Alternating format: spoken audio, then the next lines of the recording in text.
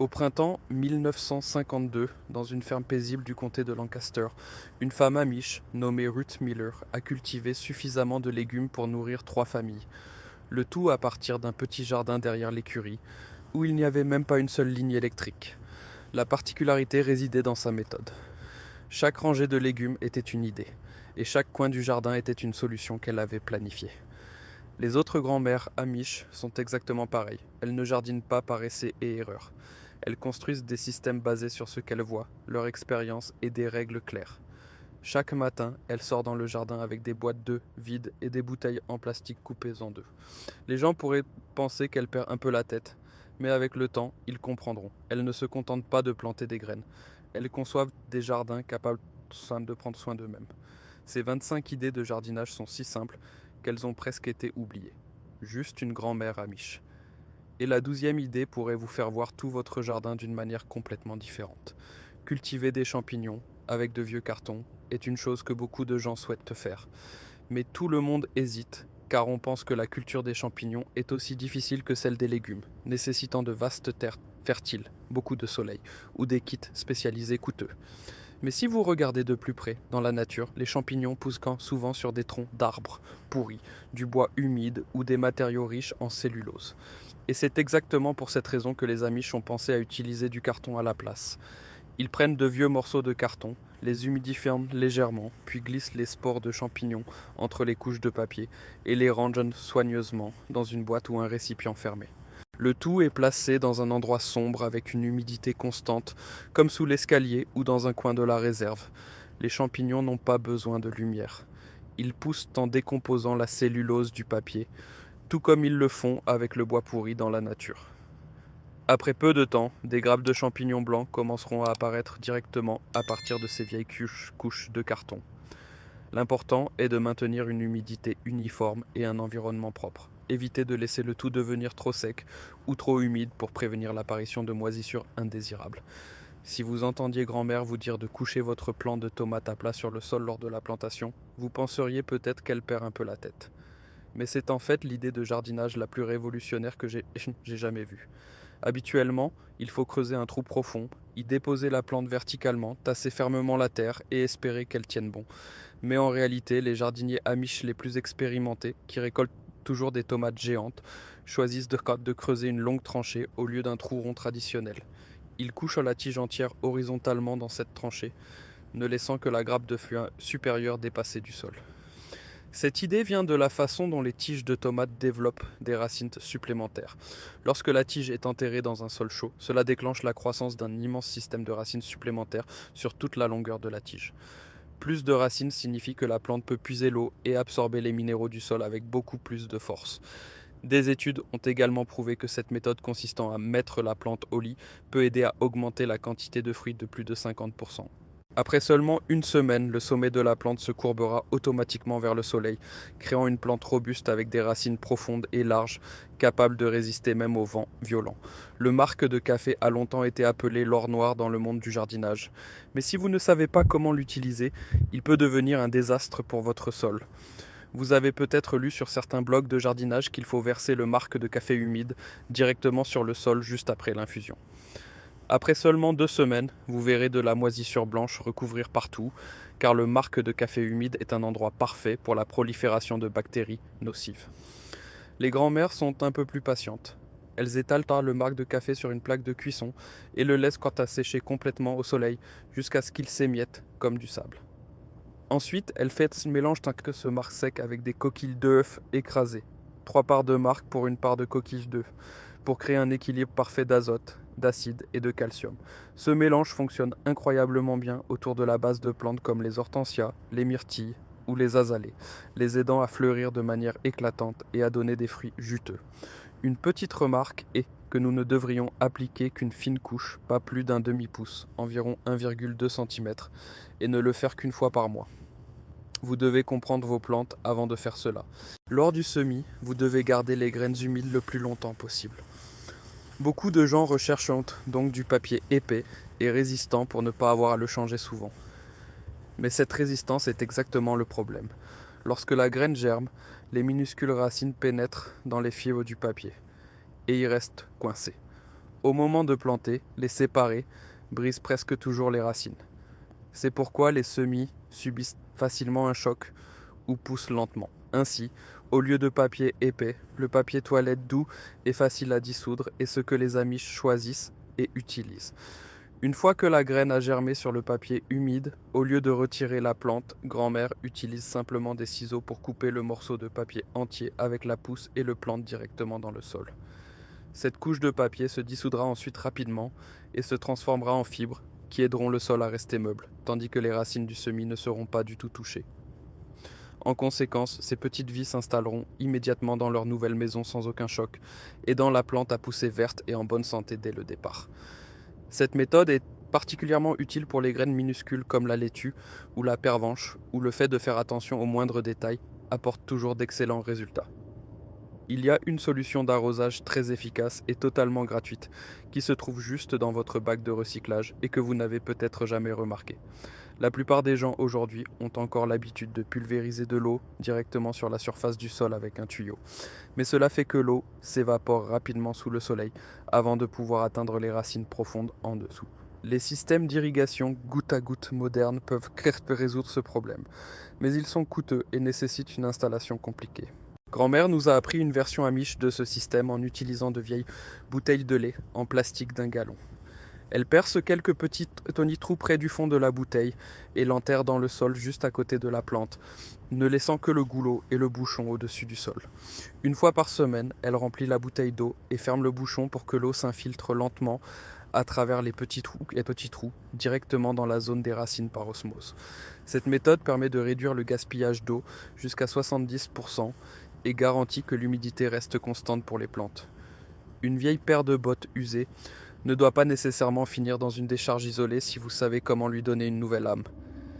Le plus gros problème avec les pots en plastique modernes est qu'ils ne maintiennent généralement pas une température constante, ce qui fait que les racines subissent facilement un choc lorsque le temps change soudainement entre le jour et la nuit.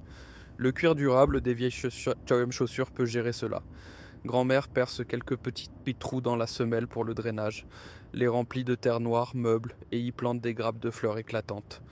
La science a prouvé que le cuir ou le caoutchouc des vieilles chaussures est très bon pour isoler et conserver la chaleur, créant un climat stable pour que les racines poussent vigoureusement.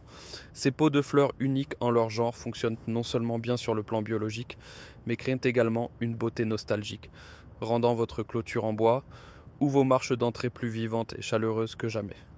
C'est ainsi que grand-mère nous apprend à respecter les ressources et à voir la beauté de la renaissance même dans les objets les plus simples de la vie. Il existe un test de sol très simple dont aucune jardinerie ne veut vous parler car ils veulent vous vendre des kits coûteux. Un sol trop acide ou trop alcalin est souvent la raison pour laquelle les plantes sont rabougries et ont des feuilles jaunes, même si vous avez utilisé les engrais les plus chers du marché. Grand-mère a un moyen beaucoup plus rapide et moins cher en utilisant des choses qui se trouvent déjà dans le placard de la cuisine. Du vinaigre blanc et du bicarbonate de soude. Elle prend une poignée de terre dans un petit bocal et y verse du vinaigre blanc. Cela repose sur des réactions acido-basiques de base pour vérifier rapidement la santé du sol. Si le sol commence à pétiller et à faire des bulles, c'est un signe certain que votre sol est très alcalin avec un pH supérieur à 7. D'un autre côté, elle prend un nouvel échantillon de terre, le mélange avec de l'eau et saupoudre du bicarbonate de soude sur le dessus. Si cela pétille cette fois, votre sol est très acide. Ces résultats vous disent exactement si vous devez ajouter de la chaux pour réduire l'acidité ou du soufre pour réduire l'alcalinité, vous faisant gagner beaucoup de temps et d'argent. Cela ne prend que 30 secondes et coûte quelques centimes pour comprendre avec précision la santé de votre jardin. Beaucoup de gens, lorsqu'ils commencent un jardin, veulent faire des plates-bandes courbes pour un aspect plus naturel, mais ils pensent que cela nécessite des mesures précises ou un bon œil artistique. Ainsi, ils dessinent souvent directement sur le sol avec des ficelles ou des bâtons, puis corrigent encore et encore, ce qui fait perdre du temps et donne un aspect désordonné à l'aménagement. Pendant ce temps, si vous remarquez le tuyau d'arrosage familier, cette chose qui est toujours dans le jardin est très appropriée pour cela. Il est doux, flexible et garde sa forme lorsqu'il est plié. Les Amish en tiraient parti. Ils posent simplement le tuyau sur le sol, le courbant dans les formes qu'ils souhaitent, comme une forme en S ou un arc, puis reculent de quelques pas pour regarder l'ensemble. Si cela ne semble pas encore équilibré, ils l'ajustent immédiatement jusqu'à ce que ce soit beau. Ensuite, ils commencent à creuser le long de la ligne qu'ils ont tracée. En conséquence, les plates-bandes ont des lignes naturelles et équilibrées, sans avoir besoin d'outils de mesure compliqués. Cette façon de faire donne à la planification du jardin l'impression d'être une petite promenade créative, et dans chaque parterre de fleurs de grand-mère, à avoir une beauté naturelle et gracieuse. Les petits espaces de vie en ville ne sont jamais un obstacle pour les amoureux des plantes si vous savez comment installer une mini-ferme verticale comme le font les Amish. En coupant un côté de bouteille en plastique vide, en perçant des trous de drainage et en les suspendant les unes après les autres sur des murs ensoleillés, grand-mère a créé un système de pots suspendu, intelligent et très flexible. Chaque bouteille est un petit pot où vous pouvez faire pousser de la laitue, des herbes ou des fleurs. Scientifiquement, ces murs verts fournissent non seulement des légumes frais sur place, mais agissent également comme une couche d'isolation naturelle, aidant à rafraîchir la maison et à purifier l'air. En conséquence, vous pouvez faire pousser toutes sortes d'herbes, de laitue ou de petites fleurs directement sur le mur de votre balcon exigu. La réutilisation des bouteilles en plastique aide également à réduire les déchets dans l'environnement, transformant des choses qui étaient un fardeau pour la terre en une source de vie fraîche. Ne soyez pas pressés de jeter ces vieux sacs de nourriture pour animaux une fois qu'ils sont vides, car ce sont les pots les plus idéaux pour les pommes de terre pour les grands-mères amish. Cultiver des pommes de terre en pleine terre sans soin approprié fait souvent pourrir les tubercules, et la récolte est également un travail assez difficile. En suivant les méthodes de culture des pommes de terre dans des tonneaux ou des treillis métalliques à la verticale, grand-mère a utilisé ces vieux sacs de nourriture. Elle les remplit d'une couche de compost et de terre d'environ 15 cm d'épaisseur, puis place les pommes de terre de semences germées à l'intérieur. Au fur et à mesure que les plantes commencent à pousser, elle continue d'ajouter de la terre petit à petit jusqu'à ce que le sac soit plein, ne laissant apparaître que les feuilles supérieures. La logique derrière cela est d'encourager la plante à développer plus de tubercules le long de toute la partie de la tige enfouie sous le sol. Ces sacs offrent un excellent drainage, de la flexibilité et une récolte facile. Il suffit de les vider lorsque les lianes jaunissent et se flétrissent. Utilisez des sacs en fibre naturelle si possible, ou faites des fentes dans les sacs en plastique pour que l'air puisse circuler. Vous pouvez également utiliser cette même méthode pour les patates douces. Pas besoin d'outils ou d'un grand terrain. La récolte réelle que vous obtenez était facilement visible de vos propres yeux. Ces boîtes d'œufs en papier que nous jetons habituellement après usage peuvent devenir une pépinière très pratique dans le jardin. Beaucoup de gens, lorsqu'ils démarrent des semis dans des plateaux en plastique ou de petits gobelets, rencontrent un problème courant. Au moment de les planter, le simple fait de soulever la plante perturbe les fines racines en dessous. La plante ne meurt pas tout de suite, mais elle s'arrête de pousser et reste rabougrie pendant des semaines à cause du choc racinaire. Avec les boîtes d'œufs en papier, la méthode est beaucoup plus douce. Il suffit de mettre de la terre dans chaque alvéole, d'y planter quelques graines et de les arroser comme d'habitude. Lorsque les semis sont assez grands pour être plantés, il n'est pas nécessaire de séparer les racines ou d'enlever la terre. Il suffit de déchirer chaque alvéole et de la mettre directement dans le sol. Le morceau de papier entier gardera les racines à l'intérieur en sécurité. Après peu de temps, le papier doux se dissoudra de lui-même dans le sol grâce aux microbes et les racines continueront à pousser à travers cette couche naturellement. En conséquence, le taux de survie est beaucoup plus élevé. Les plantes poussent uniformément et en bonne santé dès le départ, et le jardinier n'a presque pas à faire d'efforts supplémentaires pour manipuler chaque semis de manière traditionnelle. Planter avec la lune peut sembler être un mystère, mais c'est en fait une science des rythmes naturels qui a fait ses preuves au fil des siècles. Dans la culture amish, c'est la nature qui décide de tout. Le cycle lunaire n'a pas seulement le pouvoir de déplacer les océans, mais affecte aussi profondément la circulation de la sève à l'intérieur des tiges des plantes. Pendant la phase allant de la nouvelle lune à la demi-lune, lorsque l'humidité du sol augmente avec l'attraction de la lune, grand-mère sème des plantes qui poussent au-dessus du sol comme la laitue ou le chou. A l'inverse, lorsque la lune est décroissante, l'énergie de la plante se déplace vers le bas, ce qui est le meilleur moment pour planter des légumes racines, comme les carottes ou les pommes de terre. Des études scientifiques modernes ont confirmé que les graines semées pendant le cycle de la lune mûre ont des taux de germination plus élevés et une meilleure résistance aux parasites. Le résultat du suivi de ce souffle de l'univers est un jardin toujours plein d'énergie et qui donne des rendements constants à chaque saison. Les Amish ne sont pas nécessairement des érudits en sciences. Ils observent simplement, apprennent et ont une foi inébranlable en la nature. Lorsque le temps printanier devient imprévisible avec des gelées soudaines ou de la grêle, les Amish ont toujours une astuce intelligente pour protéger leurs jeunes pousses délicates. Les plantes qui aiment la chaleur comme les tomates ou les poivrons sont très fragiles face aux caprices de la météo, et la construction d'une serre à grande échelle est parfois trop coûteuse. Les grands-mères Amish ont eu l'idée d'utiliser des bouteilles en plastique transparentes pour créer une protection individuelle. Elles ont observé que la lumière du soleil traversant le plastique reste piégée à l'intérieur, créant une poche d'air chaud pour abriter la plante. En coupant le fond de la bouteille et en la plaçant à l'envers sur le semis, elles ont créé des mini-serres portables. Scientifiquement, cette structure crée un climat de quelques degrés plus chaud qu'à l'extérieur et arrête les attaques de vergris ou de grêle. Quand le soleil monte, elles enlèvent simplement le bouchon de la bouteille pour que l'air puisse circuler. Tout comme une mère dessert une écharpe chaude pour son enfant lorsque le soleil apparaît. En conséquence, les jeunes pousses sont toujours enveloppées de chaleur, poussant vigoureusement malgré les vents froids du début de saison. Les oiseaux peuvent être les amis du jardin, mais lorsque les fruits sont mûrs et qu'il est temps de récolter, ils deviennent de redoutables parasites qui attristent le jardinier. Les épouvantails traditionnels perdent souvent rapidement leur effet une fois que les oiseaux réalisent qu'ils ne sont que des objets sans vie. Ainsi, avec les animaux, outre le bruit, la lumière soudaine est la chose la plus efficace pour les effrayer. Grand-mère accroche de petits morceaux de miroir sur des piquets en bois ou des cordes autour des plates-bandes pour qu'ils puissent se balancer au vent. La logique de cette méthode est d'utiliser de forts reflets de lumière pour brouiller la vision de l'oiseau. Ces éclairs soudains se déplaçant avec le vent imitent la présence d'une créature vivante ou d'une menace inconnue. En conséquence, les étourneaux ou les rouges-gorges garderont toujours une distance de sécurité avec votre jardin fruitier sans être blessés. De temps en temps, grand-mère tourne légèrement les morceaux de miroir pour changer l'angle de réflexion, gardant ce garde du corps au maximum de son efficacité pour protéger son dur labeur. Lors des journées d'été venteuses, les plants de tomates lourds de fruits subissent beaucoup de pression et peuvent facilement tomber ou se casser s'ils ne sont pas soutenus à temps.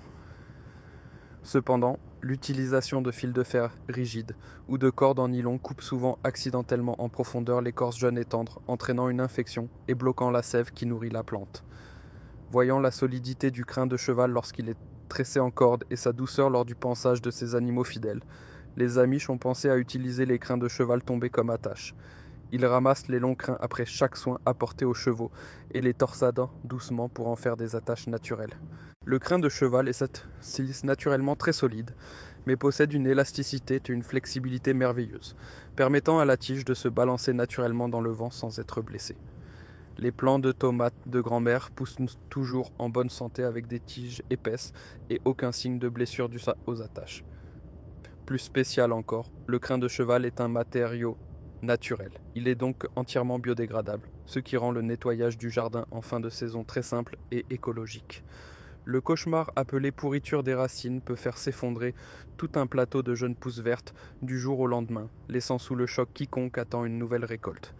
Les spores de champignons cachés dans le sol humide attaquent souvent la fine tige juste au niveau du sol, étouffant la vie du semis. Au lieu de se tourner vers des médicaments chimiques aux fortes odeurs, la grand-mère Amish ouvre souvent son armoire à épices et en sort la familière poudre de cannelle. Cette idée vient de la connaissance populaire selon laquelle la cannelle peut garder les aliments frais et faire fuir les insectes. Grand-mère saupoudre de la poudre de cannelle sur le sol lors du semis, où y trempe les tiges coupées pour les protéger. La science moderne a confirmé que la cannelle contient de puissants composés antifongiques qui aident à sceller les blessures et à arrêter la propagation des maladies. Ces pousses, grâce à cela, restent toujours fermes, en bonne santé et ont un taux de survie presque parfait. De plus, l'odeur distincte de la cannelle est une barrière invisible qui éloigne les fourmis de la zone de semis. Les plantes grimpantes comme les pois ou les concombres veulent toujours un endroit solide sur lequel s'appuyer pour atteindre le soleil. Sinon, elles ramperont sur le sol et seront facilement attaquées par l'oïdium en raison d'une mauvaise circulation de l'air. Les treillis industriels en plastique semblent parfois déplacés et deviennent cassants sous le soleil brûlant. Avec une nature à ne jamais rien gaspiller, lorsqu'elle a vu des paniers en osier ou en roseau commencer à se casser, grand-mère a pensé à utiliser ces bandes tressées flexibles pour construire un treillis. Elle fait tremper les vieilles bandes dans l'eau pour les ramollir à nouveau, puis les tisse entre des branches dressées en forme de croix. Cette structure tressée ouverte apporte non seulement une beauté rustique au jardin, mais laisse également le vent glisser à travers chaque feuille, gardant les plantes sèches et en bonne santé. En conséquence, ces plants de pois ont toujours un support robuste, beau et vivant. Parfois, un arrosage excessif en arrosant constamment fait en réalité suffoquer la plante car l'oxygène du sol est expulsé, créant un endroit où les mauvaises bactéries peuvent attaquer et provoquer la pourriture des racines. Lorsqu'ils voient les feuilles commencer à se flétrir et à jaunir, beaucoup de gens font l'erreur d'ajouter plus d'eau, ce qui aggrave encore les choses. Grand-mère, avec son œil vif pour la façon dont les bulles remontent lorsqu'on utilise du peroxyde d'hydrogène, eau oxygénée, pour nettoyer une plaie, a pensé à apporter ce même pétillement dans le sol pour sauver la plante. Elle dilue du peroxyde d'hydrogène dans une certaine proportion et en arrose directement la base de la plante gorgée d'eau. Chimiquement, lorsque le peroxyde d'hydrogène touche la matière organique, il libère une molécule d'oxygène supplémentaire, tuant immédiatement les bactéries nocives et fournissant de l'air instantané aux racines mourantes. En conséquence, le sol est nettoyé, les larves de cyarides sont tuées et la plante semble respirer à nouveau. Ce que vous faites juste après la plantation est tout aussi important que la façon dont vous plantez. Déplacer une plante d'un endroit à un autre est stressant, pas pour vous, mais pour la plante. Vous pourriez voir un plant de tomates encore vert aujourd'hui, avec des feuilles fermes, mais quelques jours plus tard, il commence à se flétrir et à jaunir sans raison apparente. L'aspirine est un médicament utilisé pour réduire la douleur et la fièvre chez les humains, et les Amish l'ont également utilisé comme médicament pour stimuler la résistance des plantes. Grand-mère dissout un comprimé d'aspirine dans de l'eau et arrose la plante juste après l'avoir mise en terre. Scientifiquement, l'aspirine contient de l'acide salicylique, un composé que les plantes produisent naturellement lorsqu'elles font face au stress ou à la maladie. Ajouter cela est comme une alerte précoce, aidant la plante à stimuler son système immunitaire et sa capacité à gérer les changements de l'environnement. Les plantes arrosées avec de l'eau à l'aspirine par grand-mère s'enracinent généralement très rapidement, gardant leur couleur verte fraîche et commencent à pousser vigoureusement dès la toute première semaine. Lorsque l'espace du jardin est restreint, cultiver des melons, des courges ou des citrouilles à la verticale est une excellente solution. Mais un problème survient lorsque les fruits lourds commencent à pousser rapidement et pourraient tomber de la liane à tout moment en raison du poids sur la fine tige. En voyant de précieuses courges écrasées sur le sol après une nuit venteuse, grand-mère a pensé à créer des hamacs pour les soutenir. Elle utilise de vieux morceaux de tissu, des t-shirts ou même des collants usés pour fabriquer de petites poches suspendues. Elle enroule soigneusement le tissu autour du fruit et l'attache au treillis, aidant à répartir tout le poids sur le cadre au lieu de laisser la tige de la plante en souffrir. Au fur et à mesure que le fruit grandit, ces hamacs en tissu tissé s'étireront d'eux-mêmes pour les épouser doucement. En conséquence, elle peut récolter des citrouilles géantes directement sur le treillis, suspendues sans craindre qu'elles ne tombent prématurément ou ne soient meurtries. Cette technique aide non seulement à protéger son dur labeur, mais montre également son ingéniosité à utiliser chaque bout de tissu pour prendre soin de ses cultures. Parfois, la meilleure défense dans le jardin ne consiste pas à tuer, mais à créer une distraction intelligente. Les principales plates-bandes de légumes risquent même toujours d'être ruinées par les pucerons, les altises ou les chrysomèles du concombre, qui peuvent réduire à néant tout le travail acharné après seulement quelques attaques. Les Amish, avec leur patience à observer la vie des insectes, ont remarqué que les parasites ont toujours leurs propres aliments préférés.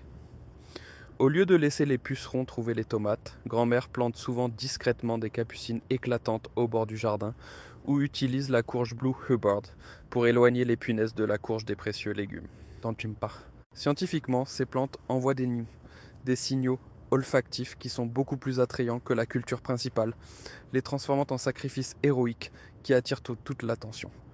Lorsque les parasites se sont rassemblés en grand nombre sur la plante piège, elle les arrache simplement et les détruit, brisant le cycle des parasites naturellement sans avoir besoin d'une seule goutte de produit chimique. Le vent est souvent un facteur négligé, mais les jardiniers amish comprennent très bien que les vents forts sont des ennemis silencieux qui déchirent à fuir les feuilles, cassent les branches et font perdre rapidement l'eau au sol.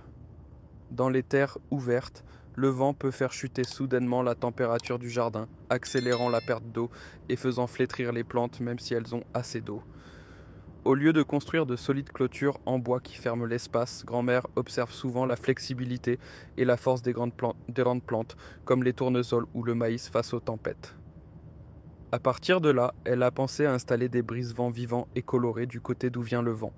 Les rangées de grands tournesols ne sont pas seulement un point fort lumineux, mais ont également la capacité de ralentir le vent, tout en laissant l'air glisser doucement, évitant les vents tourbillonnants nocifs. En conséquence, le jardin à l'intérieur conserve toujours une température chaude et une humidité idéale, aidant les légumes délicats à pousser de manière optimale sous l'abri de ces géants aux fleurs jaunes. Lorsque les épinards ou les tomates commencent à avoir des feuilles jaunes, même s'ils sont suffisamment arrosés, ce n'est généralement pas à cause d'un manque d'eau, mais le signe que le sol est pauvre en fer. Un élément important pour la fabrication de la chlorophylle. Beaucoup de gens penseraient tout de suite aux engrais chimiques, mais il existe un moyen beaucoup plus simple. Les Amish utilisent souvent de vieux clous en fer. Ils jettent quelques clous rouillés dans un tonneau d'eau de pluie et les laissent se reposer un moment. Lorsque le fer touche l'eau et l'air, il s'oxyde lentement, libérant une petite quantité d'ions de fer dissous, la forme que les plantes peuvent absorber par leurs racines. Ensuite, cette eau est utilisée pour arroser directement les plantes. Après seulement un moment, les feuilles jaunes commencent à redevenir vert foncé et la plante récupère et pousse plus régulièrement. Pas besoin de produits coûteux, avec juste quelques clous jetés, le sol a reçu les nutriments nécessaires. Empêcher les cerfs et les lapins de se faufiler dans le jardin pour manger toutes les nouvelles pousses est toujours un problème difficile pour les jardins situés à côté des champs ou à la lisière de la forêt. Cependant, les animaux sauvages gardent toujours leur distance avec les zones ayant une forte odeur humaine. Grand-mère a trouvé une protection très sûre et astucieuse.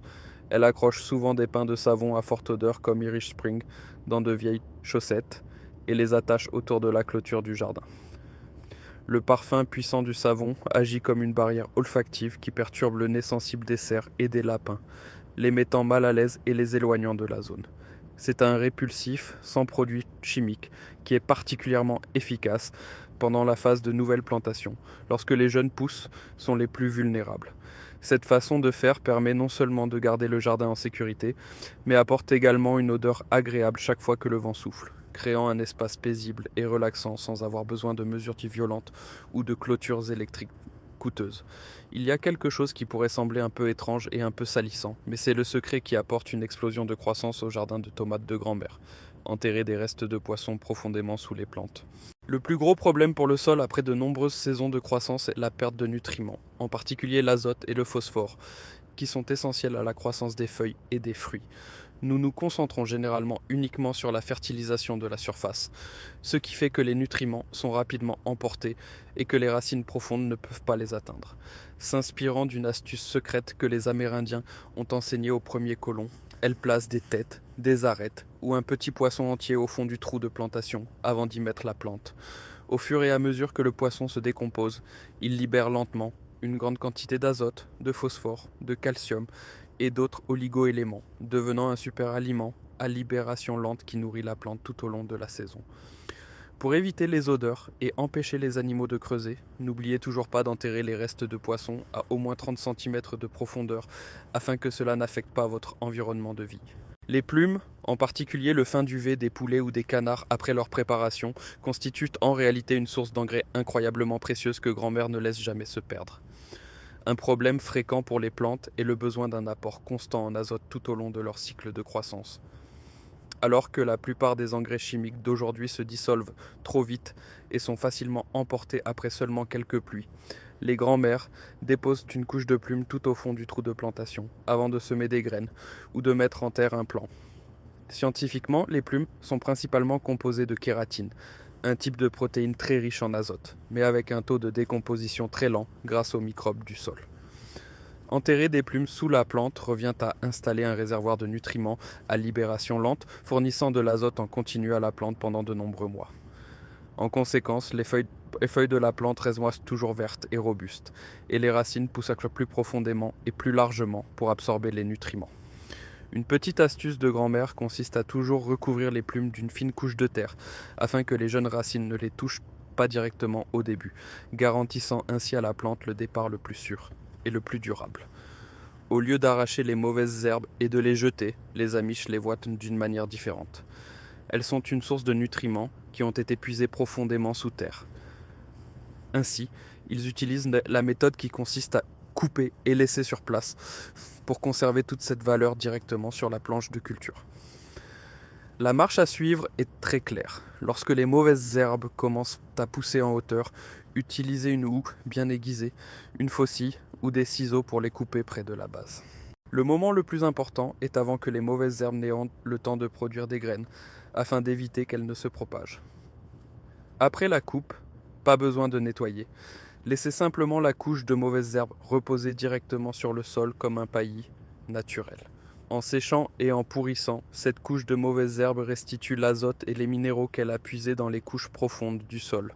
En même temps, ce paillis aide à conserver l'humidité, abaisse la température à la surface du sol et bloque la lumière, ce qui empêche la croissance de nouvelles mauvaises herbes. Par conséquent, le sol devient plus meuble et plus riche en nutriments, sans avoir besoin de plus d'engrais. Et voilà 30 idées de jardinage intelligentes des grands-mères Amish, simplement à partir de déchets disponibles, ou parfois en faisant preuve d'un peu d'ingéniosité avec de vieilles chaussures. Les Amish nous ont appris que les solutions les plus efficaces résident souvent dans les choses les plus simples, où la sagesse accumulée au fil des siècles de travail acharné se marie avec les lois de la nature. Nous espérons que ces 30 idées uniques ont ravivé en vous de beaux souvenirs de famille et vous ont inspiré à commencer à prendre soin de votre terre d'une manière nouvelle. Prendre soin d'un jardin, c'est comme prendre soin d'une famille. C'est ainsi que les Amish ont toujours préservé et fait grandir leurs traditions.